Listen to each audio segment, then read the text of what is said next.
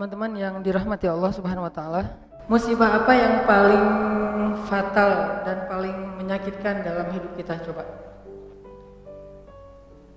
Ini ada dapat beberapa share ya.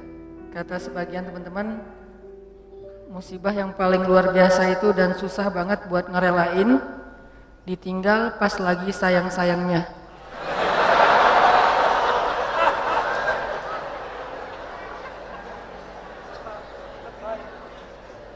Saya tuh pas baca ini jadi mengenang lagi masa lalu sih.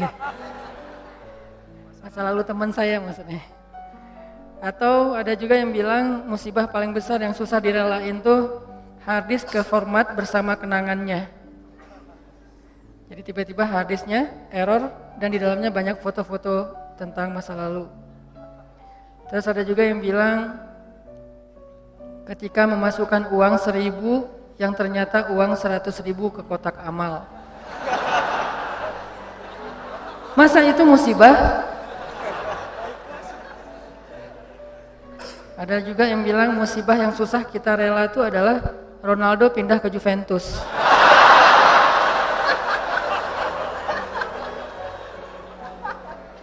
Buat saya musibah hari ini adalah Belgia kalah sama Prancis.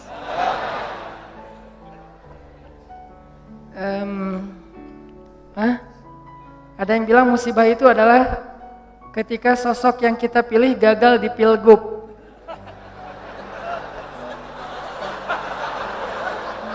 Ini yang ngomong bukan saya ya. Saya emang gak gagal, cuman gak kepilih. Terus ada juga musibah yang paling berat itu katanya gak di fallback. Oh, kasihan ya. Tahu nggak apa musibah paling besar dalam hidup kita? Musibah paling besar dalam hidup kita itu ditolak sama Allah. Itu musibah paling besar dalam hidup kita. Kayak yang kita baca tadi di dalam surat Al-Munafiqun, ketika mereka berkata di hadapan Nabi Muhammad SAW, "Nashhadu annaka innaka la Rasulullah." Kami bersaksi engkau itu benar-benar Rasulullah. Kata Allah, "Wallahu ya'lamu innaka la rasuluh, wallahu yashhadu innal munafiqina lakadzibun." Allah juga tahu kamu rasulnya dan Allah tahu kalau orang-orang munafik itu adalah orang-orang yang pendusta. Jadi hal yang paling menyakitkan, hal yang paling rugi, hal yang paling ngenes, hal yang paling sedih, hal yang paling musibah besar dalam hidup seorang manusia itu adalah bukan ditolak oleh orang yang dia kecengin, bukan ditolak oleh mertua yang dia datang baik-baik untuk melamar gara-gara kurang modal, gara-gara kurang dalil, gara-gara kurang meyakinkan. Bukan itu musibah yang paling besar, itu musibah tapi masih kurang besar. Apa yang paling besar? Ditolak oleh Allah Subhanahu wa taala. Karena siapapun yang mendapatkan Allah, maka dia mendapatkan semua kebaikan dunia. Dan siapa yang kehilangan Allah, maka dia kehilangan semua kebaikan dunia dan akhirat. Siapa yang mendapatkan Allah? Dalam tanda petik ya. Arti mendapatkan Allah itu mendapatkan ridha Allah, dapat like dari Allah, dapat perhatian dari Allah. Siapa yang mendapatkan Allah, maka dia mendapatkan semua kebaikan dunia dan akhirat. Dan siapa yang kehilangan Allah, berarti dia kehilangan semua kebaikan di dunia dan akhirat. Inilah musibah yang paling besar, teman-teman. Kayak Allah berfirman di dalam Al-Baqarah yang saya sering ulang-ulang. Ketika ada orang yang bilang, "Wa minan nasi may yaqulu amanna billahi wa bil yaumil akhir." Di antara manusia ada yang mengatakan kami beriman kepada hari Allah dan hari akhir. Apa jawaban Allah? "Wa ma hum bimu'minin." Mereka bukan orang yang beriman. Atau di dalam akhir surat Al-Hujurat, ketika orang-orang munafik mengatakan mereka beriman, mereka masuk Islam, kata Allah, sesungguhnya Allah tahu apa yang ada di dalam hati mereka, apakah mereka benar-benar beriman atau tidak. Qalatil a'rabu amanna. Orang Arab Badui mengatakan kami beriman. Qul lam tu'minu walakin qulu aslamna. Kalian belum beriman, kalian baru masuk Islam. Ini artinya teman-teman ditolak oleh Allah Subhanahu wa taala. Ada orang yang sholat, dia puasa, dia haji, dia umroh, dia sedekah, dia tilawah Al-Quran, tetapi dia ditolak oleh Allah Subhanahu wa taala. Kenapa Allah menolak seseorang? Padahal dia mengatakan kalimat yang baik. Kenapa Allah menolak orang-orang yang mengatakan nashhadu innaka la Rasulullah, kami bersaksi engkau Rasulullah. Kenapa Allah menolak orang-orang yang mengatakan amanna billahi wa bil yaumil akhir, kami beriman kepada Allah dan hari akhir. Kenapa Allah menolak orang-orang yang mengatakan amanna, kami telah beriman? Kenapa Allah menolak mereka, teman-teman? Padahal ucapan mereka baik. Mereka enggak mengatakan Allah itu maunya apa, Allah itu enggak fair, Allah itu enggak adil, Allah itu kikir, Allah itu tangannya terbelenggu, seperti kata-kata orang Yahudi. Mereka enggak ngomong kayak gitu, yang mereka ucapin itu baik. Kenapa ditolak oleh Allah? Karena Nabi mengatakan, innallaha la yanzuru ila aswarikum, wala ila a'malikum, wala ila amwalikum, walakin yanzuru ila qulubikum. Allah enggak melihat penampilan kalian, Allah enggak melihat harta kalian, Allah enggak melihat perbuatan kalian. Yang pertama Allah lihat itu adalah qulubikum, niat kalian. Maksud qulub di sini niat. Karena banyak yang salah paham juga, teman-teman. Ada yang mengatakan, udahlah, gak usah terlalu fanatik. Yang penting kan hati. Allah kan ngelihat hati. Maksud ngelihat hati ini bukan ngelihat organ yang bernama jantung. Yang maksud ngelihat hati ini bukan ngelihat apa yang kita rasain, bahagia, nggak bahagia, bukan. Maksud walakin yanzur ila qulubikum ay yanzur ila niyatikum. Maksud melihat kepada hati itu adalah Allah melihat ke dalam niat kalian. Apakah kalian mengatakan itu dengan jujur bahwa kalian benar-benar beriman, atau itu hanya basa-basi? Apakah kalian mengatakan itu dengan jujur karena benar-benar yakin berserah diri kepada Allah, atau itu hanya modus supaya ditolong oleh Allah, kemudian besok kalian akan meninggalkan Allah setelah mendapatkan kebaikan itu? Allah Maha tahu.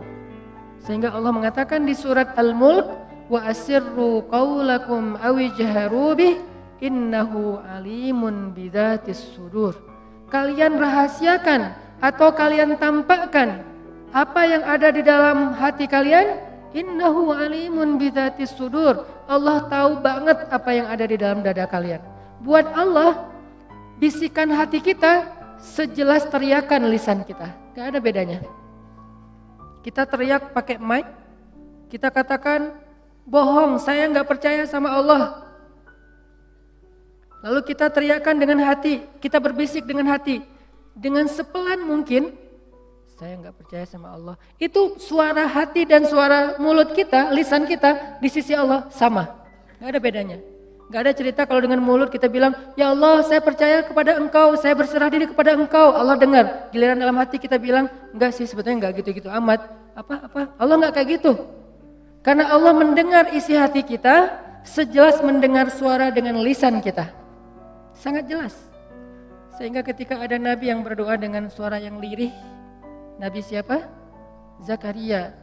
Dzikru rahmati rabbika 'abdahu Zakaria idz nada rabbahu nidaan khafiyya.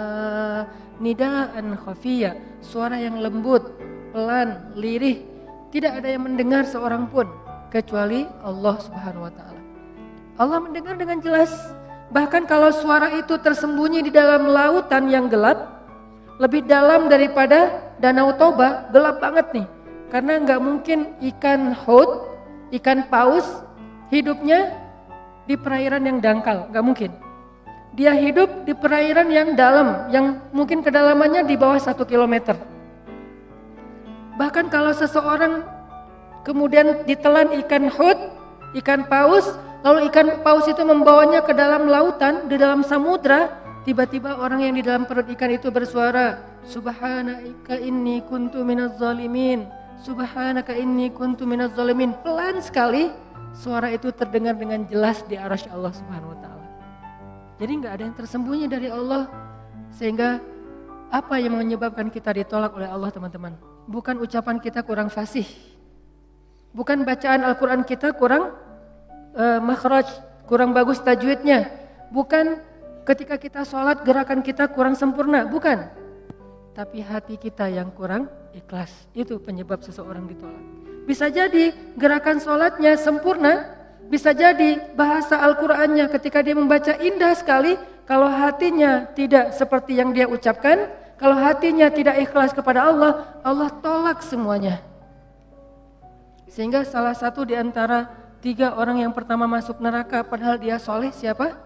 Qari'ul Quran, orang yang membaca Al-Quran dengan baik. Hafiz 30 juz dengan 10 qiraat plus riwayat. Kan ini enggak mudah kan? Hafal 30 juz, 10 qiraat pakai riwayat. Karena saya pernah ngalamin sulitnya mencari atau mendapatkan riwayat Al-Quran itu susah banget. Saya termasuk orang yang belum berhasil mendapatkan itu. Pernah saya mau daftar ke guru saya, Syekh Tariq Faris di Mesir. Syekh, saya pengen ngambil riwayat Al-Quran. Syekh senang karena beliau suka dengan bacaan saya. Ya udah sini, saya akan ajarin kamu. Syaratnya pertama, kamu hafal 1 buku.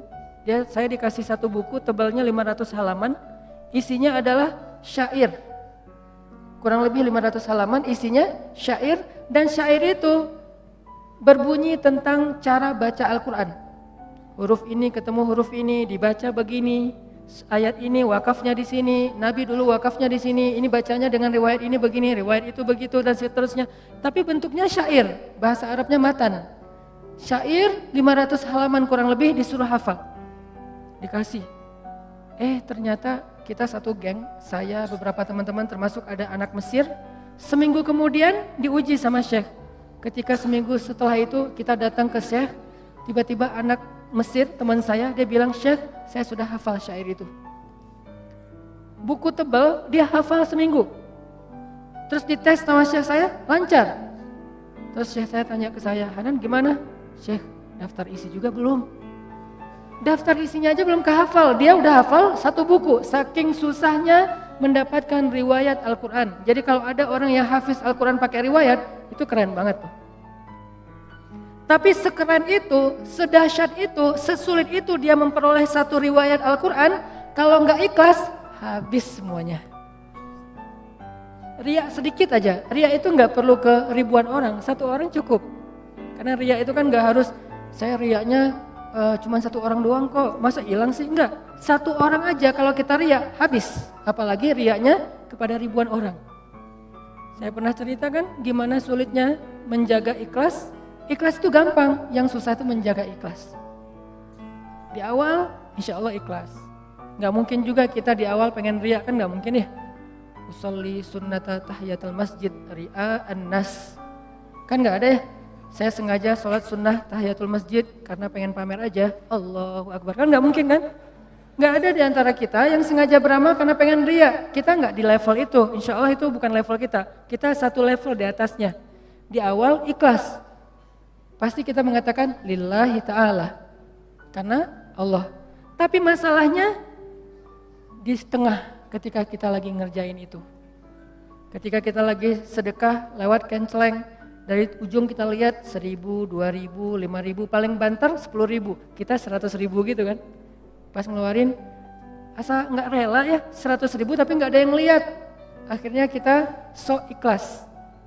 Bukan ikhlas, sok ikhlas. Ditutup di depan biar nggak kelihatan, tapi di belakang orang pada ngelihat. Ya. 100.000.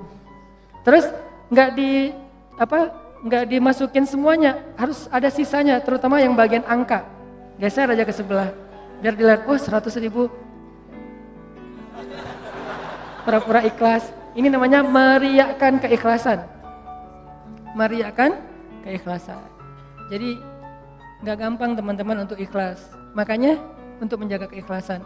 Makanya kita berlindung kepada Allah, ya Allah jangan tolak saya gara-gara saya tidak mampu menjaga ikhlas.